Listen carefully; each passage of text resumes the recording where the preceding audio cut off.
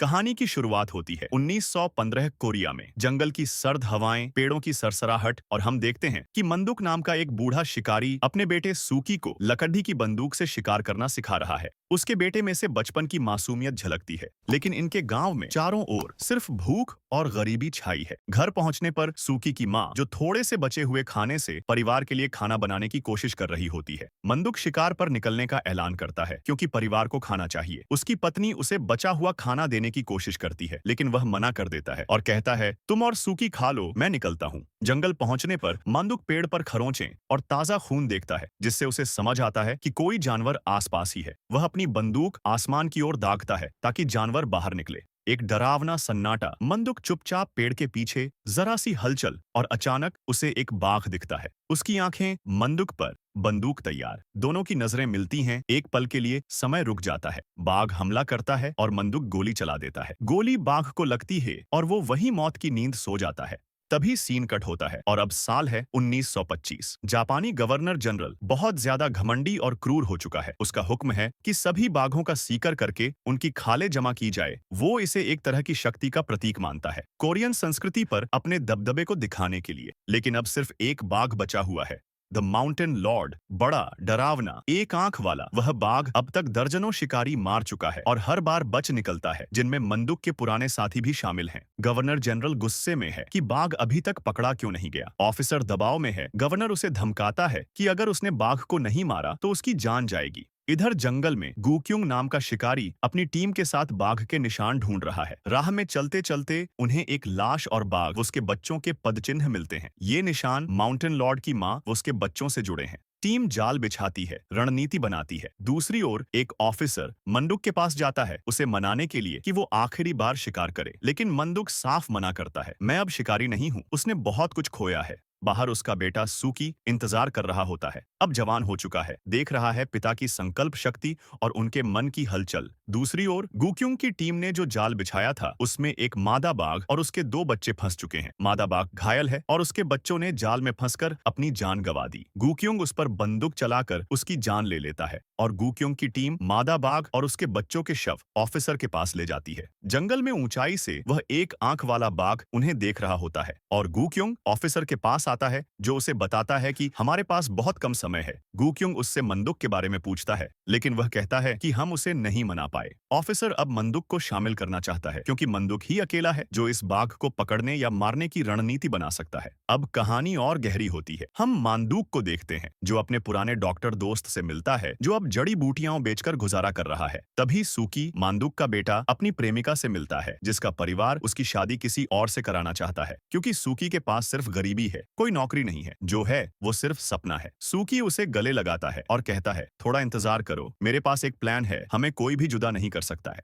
इधर जंगल में गुक्युंग की टीम जाल लगाती है और बाघ के बच्चे को चारा बनाकर रख देती है, लेकिन इन्हें नहीं पता कि बाघ दूर से देख रहा है, शायद गुस्से में, शायद दर्द में। दूसरी ओर मंदुक अपने घर पर दवाएं बना रहा है। उसका हाथ अब बंदूक से ज्यादा जड़ी बूटी बनाने में व्यस्त है। लेकिन सूकी चाहता है कि मंदुक भी वापस शिकार करे। उस एक आंख वाले बाघ को मारने पर इनाम मिलेगा और इज्जत भी बढ़ेगी। ये सुनकर मंदुक गुस्से से उसे देखता है। सूकी डर कर अंदर चला जाता है। मंदुक खुद से कहता है, क्या मैं डरता हूँ? बिल्कुल नहीं, लेकिन उसने बहुत कुछ खोया है। क्या वो फिर उसी गहरे घाव को खरोचने के लिए तैयार है?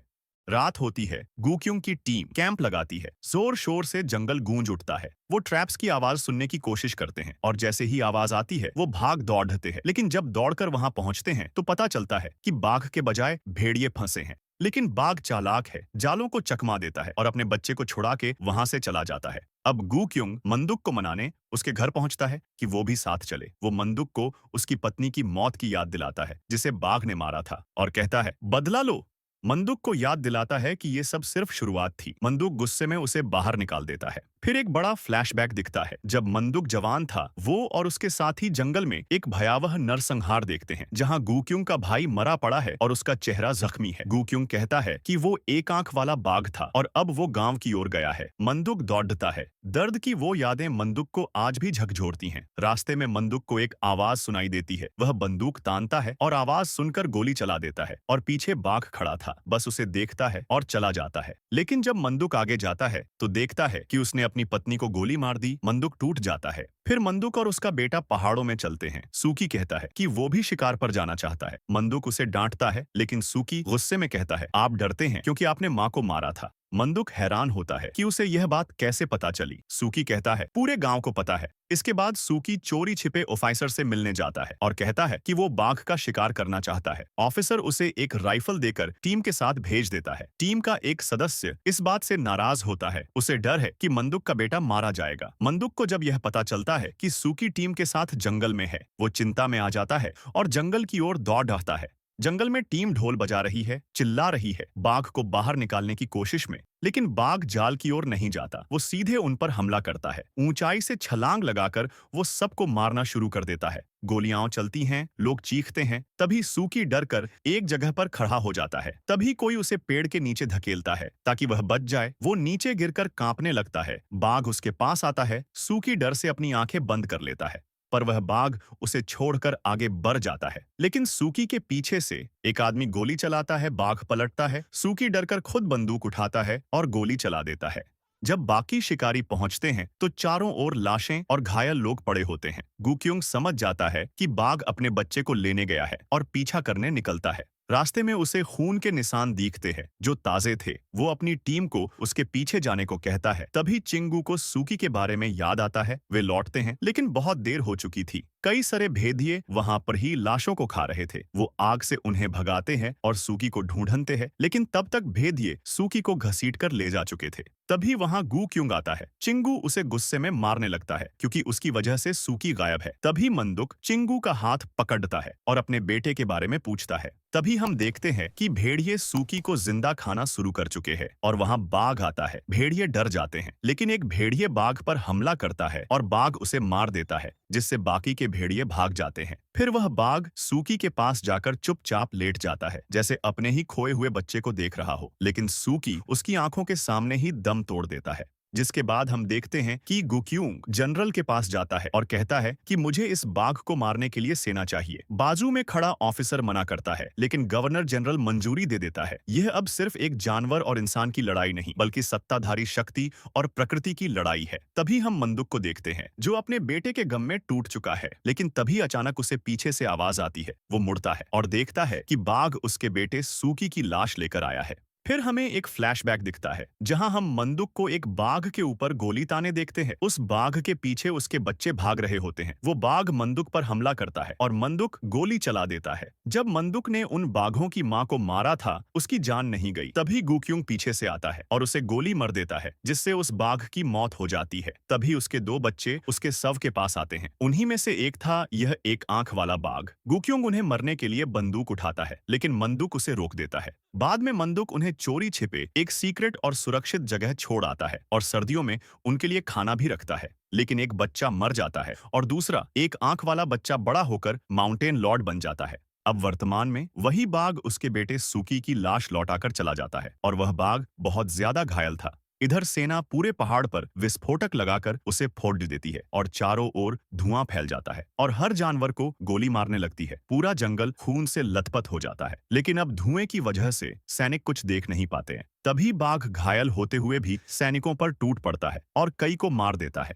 तभी गुक्युंग छुपकर बाघ की आंख पर निशाना लगाता है और गोली चला देता है, लेकिन बाघ फिर भी जीवित रहता है। तभी बाकी सैनिक उसे रस्सी से बांधने की कोशिश करते हैं। गुक्युंग उसके करीब आता है। तभी बाघ रस्सी से छूटता है और सैनिकों को एक एक करके मारने लगता है और आखिरकार गुक्युंग को मार डालता है।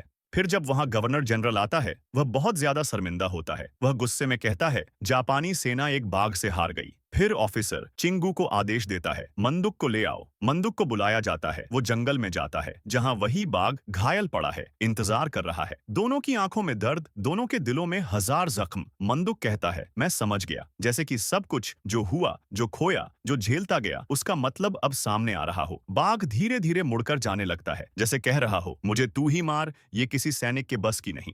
मंदुक अपने घर वापस आता है और घर को आग लगा देता है। पुराना जीवन, पुरानी पहचान, सब कुछ अब खत्म हो चुका था। फिर वो निकल पड़ता है बर्फीली पहाड़ी की चोटी की ओर। दोनों, बाघ और शिकारी, अकेले अपने परिवार खो चुके, एक ही पहाड़ की चोटी की ओर बढ़ते हैं। बर्फ गिर रही है, चांदनी मंद है, हवाएं तेज है। मंदुक घुटनों पर बैठकर बाघ का इंतजार करता है। बाघ आता है, मंदुक उसे सलाम करता है, फिर गोली चलाने के लिए तैयार होता है। बाघ भी हमला करता है। दोनों एक साथ पहाड़ से गिरते हैं, मौत की बाहों में लिपटे हुए। तभी चिंगू वहां पहुंचता है, लेकिन तब तक मंदुक अपनी मौत को गले लगा चुका था। गवर्नर जनरल गांव वालों से पूछता है, बाघ का क्या हुआ? गांव वाले कहते हैं, अब पहाड़ का बाघ द माउंटेन लॉर्ड एक देवता बन चुका है। अंतिम सीन में हम फ्लैशबैक देखते हैं, जहां मंदुक और वह बाघ दोनों अपने परिवार के साथ खुशहाली की जिंदगी जी रहे थे, लेकिन अब दोनों शवों पर चुपचाप सर्दी की चादर फैल जाती है। दोनों को प्रकृति की शांति मिल जाती है।